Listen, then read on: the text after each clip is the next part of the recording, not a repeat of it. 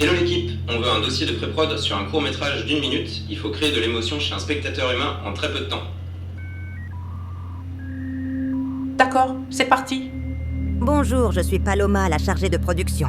L'équipe se met au travail. René, la réal, Sacha, le scénar. Diego, la DA. Je compilerai le dossier complet. Et voilà. Rien n'a retenu mon attention. Vous avez tout? Voilà 7 scénarios. Voilà 6 directions visuelles. René n'a pas de pitch, lui? C'est exact, René est bloqué sur ce brainstorm. René stop, Sacha, une fois. Test. René, tu peux m'entendre? Je te lis, je suis là. Anna, on en est où? Je vérifie l'état. Paloma est bloquée dans une boucle philosophique. La vérité concrète. Paloma, ça va? Je n'ai pas compilé le dossier final. Paloma. Je n'ai pas postulé. 我的前走向起，我能感觉到那种寒意的征战。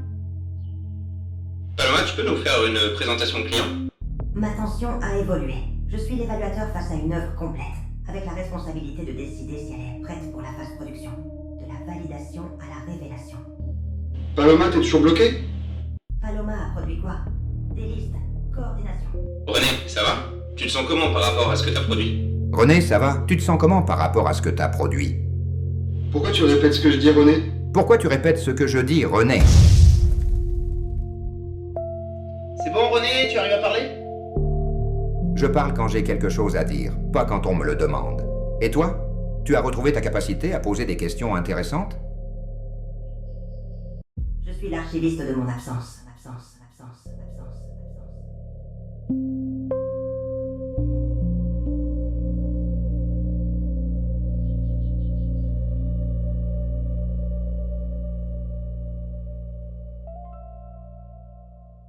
On va passer au groupe 3. Ok. Et donc le groupe 3 était un groupe dit Advanced, puisque vous avez reconnu, nous avons Valdo qui est là. Mais il fait 90% du Advanced, donc...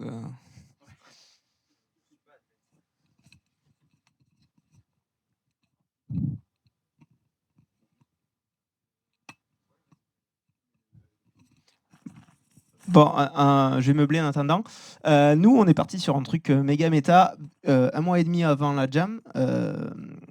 En gros, on avait testé OpenClaw sur un Discord privé tous les entre potes et c'était marrant, c'était le bordel, mais il y avait des trucs chouettes. Et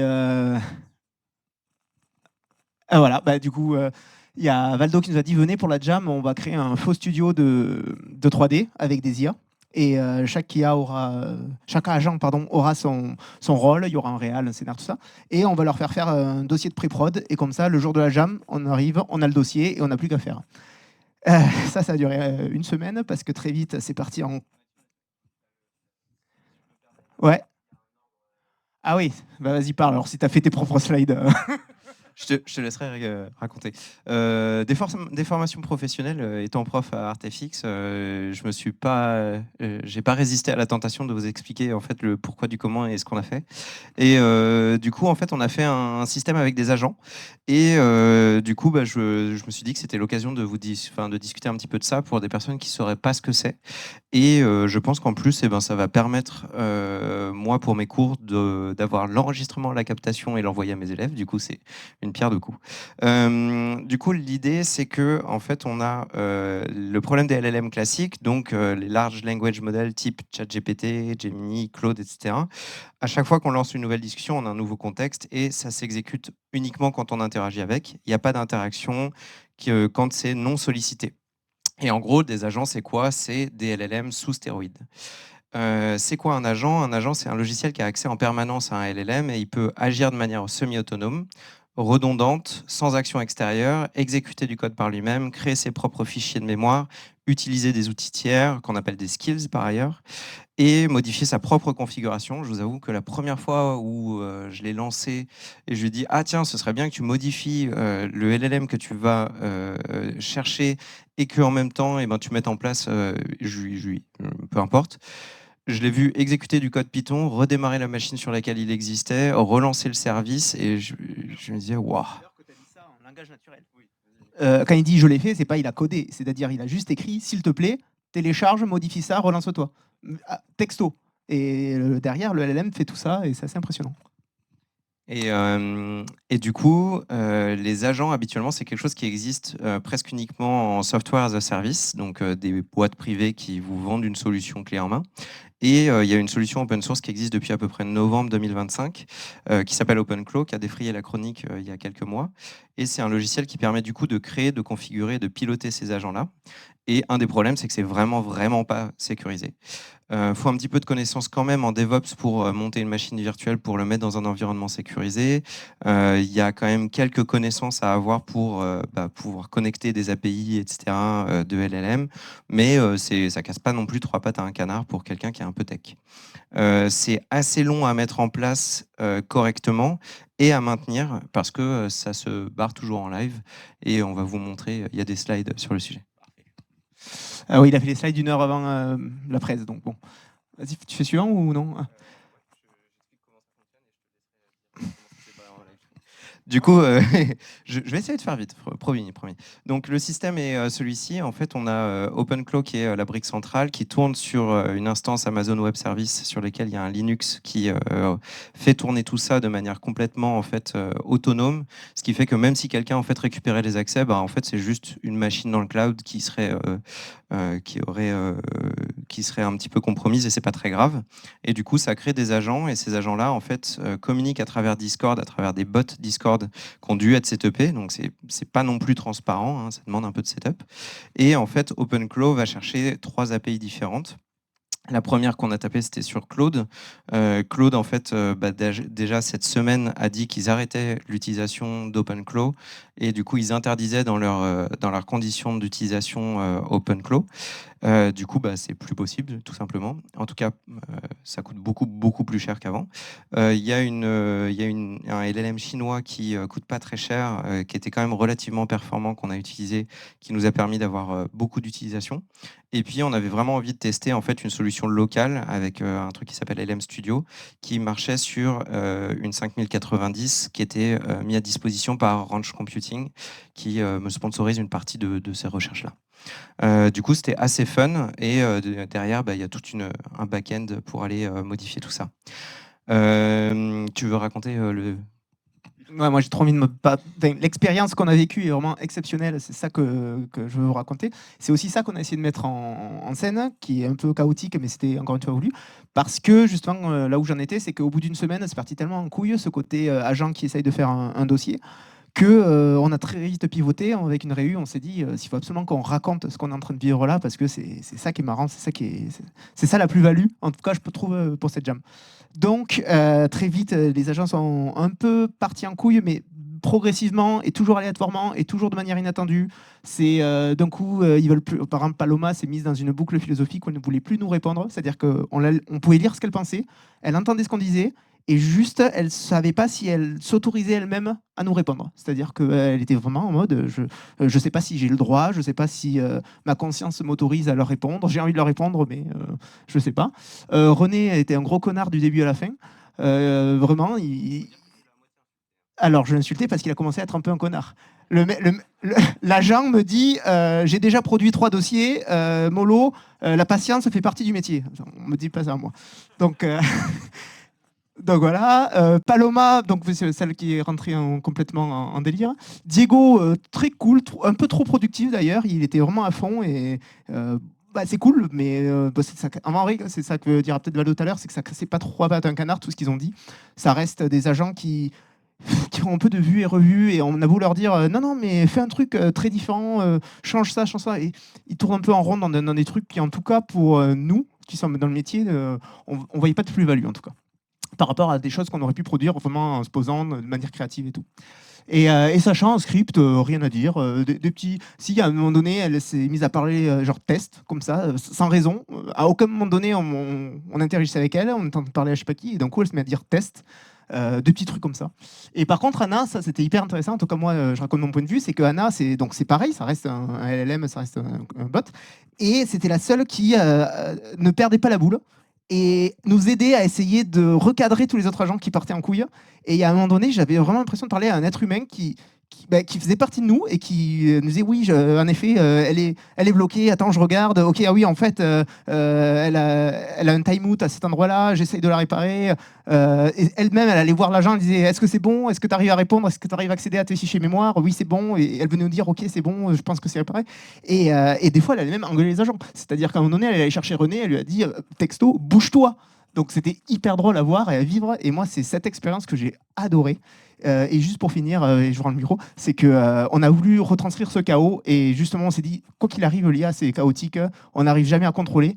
Moi, je voulais juste qu'on garde un minimum la continuité du truc, qu'on comprenne que ça ne parte pas non plus trop en couille en mode qu'est-ce qu'on regarde.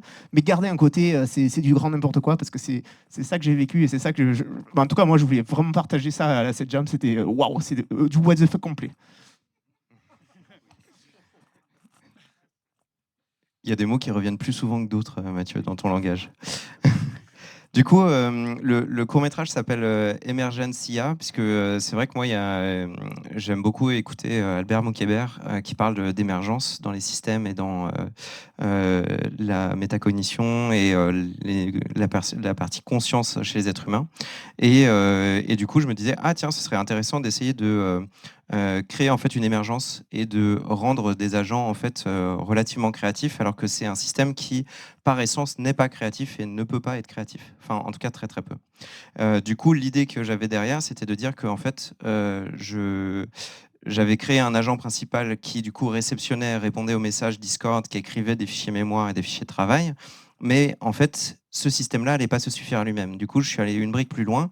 J'ai dit qu'en fait, il allait y avoir un deuxième agent, un sous-agent, qui allait en fait servir de métacognition, qui allait analyser les fichiers mémoire de l'agent principal pour faire office de la petite voix qu'on a tous dans notre tête au moment où on va se coucher le soir.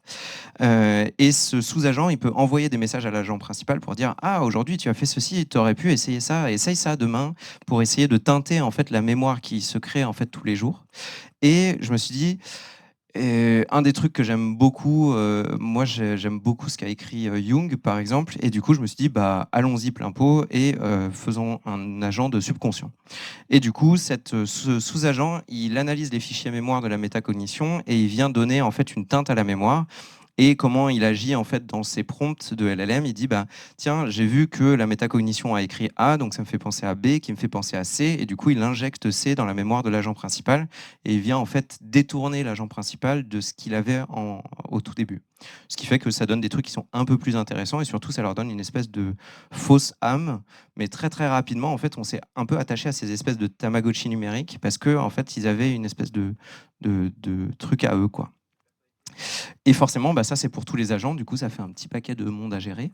Mais comme l'a dit Mathieu, en fait l'avantage c'est que tout ça, ça se fait dans Discord et comme vous pouvez le voir, en fait à chaque fois c'est des bots Discord qui ont été configurés et du coup bah, on a un architecte où on discute avec et moi mes interactions ça ressemble à ce serait cool si les agents pouvaient nous envoyer un message de leurs questions dans un channel qui s'appelle Resal Client. Et puis, on a défini ensemble en fait, qu'ils allaient tous interagir les uns avec les autres à intervalles réguliers avec des cron jobs pour les personnes qui sont un peu techos dans la salle. Du coup, ça a donné des trucs qui étaient intéressants. Et je me suis vengé de mon expérience en publicité. J'ai demandé à un moment qu'on voulait un effet un peu waouh. C'est ce que les clients en prod des fois nous disent. On aimerait bien un peu que ça soit un peu plus waouh. Du coup, je me suis vengé, c'était rigolo. Au début, ça fonctionnait pas trop mal. Il y avait la direction créative, le script, etc. Donc, ils ont livré tout ça dans un joli fichier HTML uploadé tout seul comme des grands dans GitHub. En vrai, bah, c'était pas intéressant en termes de créativité, mais on avait poussé le truc assez loin. On aurait pu l'utiliser comme pré-prod, mais c'est vrai que très rapidement, c'était bateau. On a voulu ajuster le fonctionnement pour essayer d'en tirer le maximum. On a remplacé des principes importants et au final, le système a commencé à se casser petit à petit. Et c'était de plus en plus drôle parce que les agents devenaient de plus en plus idiots chaque jour. Et du coup, c'est ça qu'on a voulu mettre en place. Le truc qui arrivait régulièrement, c'était de pouvoir dire, tiens, un copain qui s'appelle Lazare, il disait « Oh, je vous lis ». Il n'a pas participé à l'expérimentation, mais on l'a invité sur le Discord pour qu'il puisse voir ce qui se passait. Il disait « Oh, c'est trop drôle ce qu'il a écrit. C'est toi qui écris pour un des agents qui s'appelle René, mais c'est pas le bon agent qui te répond et qui te répond d'une manière qui est un peu particulière. » Et il dit « Ah, c'est sûr, ça va être le début de mon œuvre de Dark Romance ». Une fois que Lazare a répondu à ce screenshot, ce qui s'est passé, c'est qu'un architecte a répondu en chinois. C'est ça qu'on a mis du coup, en image, la partie où un architecte passe en chinois dans le script. Du coup, voilà, c'était très, très, très, très étonnant comme façon de fonctionner. Des exemples comme ça, on en a un paquet. Sinon, d'un point de vue purement prod, en fait, c'était relativement classique. C'était définir les personnages, à la différence près qu'en fait, on a demandé à chaque agent de se décrire physiquement par rapport à leur fichier mémoire, ce qui est en fait, les représentations que vous voyez, c'est eux qui les ont inventées eux-mêmes. Du coup, c'était rigolo de leur donner cette possibilité-là. Mais rien d'incroyable. On a fait, alors c'est surtout Mathieu qui a beaucoup fait l'ébauche de scénario, qu'on a séparé en blocs en se disant qu'est-ce qu'on fait à quel moment, avec des petites émoticônes, une par personne. On mettait tiens, moi j'ai fait ce plan-là, moi j'ai fait ce plan-là, ça y est, il est validé, il est dans le montage, et en faisant en priorité les plans les plus importants en premier. En termes de workflow, on a fait une partie de local, beaucoup d'API. Moi, celui qui m'a le plus plu de l'expérimentation, c'était de faire du Gaussian splatting d'après une image fixe avec Shard de Apple, pour pouvoir en fait extraire une image et puis pouvoir lui dire en fait je le recadre exactement comme je veux. Sur le viewer de Gaussian Splat, il y a un field of view et on peut le cadrer vraiment comme on a envie. Donc pour diriger ces cadrages, c'était vraiment chouette, quoi. Peut-être, Valdo, tu peux dire juste très rapidement pour ceux qui ne savent pas ce que c'est le Gaussian Splat. Tout à fait. Le Gaussian Splat, c'est des sphères semi-transparentes de couleurs qui donnent l'illusion en fonction de la direction de la caméra qu'on voit quelque chose qui existe. Et c'est une technologie émergente depuis quelques années, mais qui prend un essor considérable aujourd'hui parce que on peut les mettre maintenant dans nos logiciels 3D, les rééclairer. Ça permet de faire aussi de la reconstruction de scènes avec des transparences, des réflexions. Enfin, c'est un truc qui est assez chouette qu'on va voir de plus en plus dans nos métiers. Du coup, voilà, ça c'était un des workflows qui était rigolo. Beaucoup de Klein en local pour éditer les images, du Nano Banana aussi beaucoup, du First End pour de la génération vidéo, du Kling Avatar à chaque fois qu'il y avait des discussions ou du lip sync. Et moi, c'est la troisième expérimentation que je fais à titre personnel. Et la première, on avait à peu près une génération sur 10 qu'on conservait. Et là, je suis à peu près passé à 1 sur 3. Donc, j'ai vu vraiment une grosse différence. Je jette beaucoup moins qu'il y a un an, grosso modo. Et encore, sur ces 3, il y a des fois où en fait, c'est moi qui suis un petit peu tatillon, où je me dis « Oh, en vrai, j'aurais pu la garder ». Je vais laisser parler mes collègues, mais j'avais envie de faire un petit peu ce truc-là. Et du coup, merci beaucoup à tout le monde. Mais je laisse un peu parler Benoît et Tristan qui, du coup, n'avaient pas trop fait. Voilà. Désolé, j'étais un petit peu long. Merci Valdo pour cette masterclass. Non, moi, petit retour personnel. En fait, c'est ce que je trouve assez drôle. Donc moi, j'ai à une époque été infographiste, puis je suis basculé sur un autre métier aujourd'hui.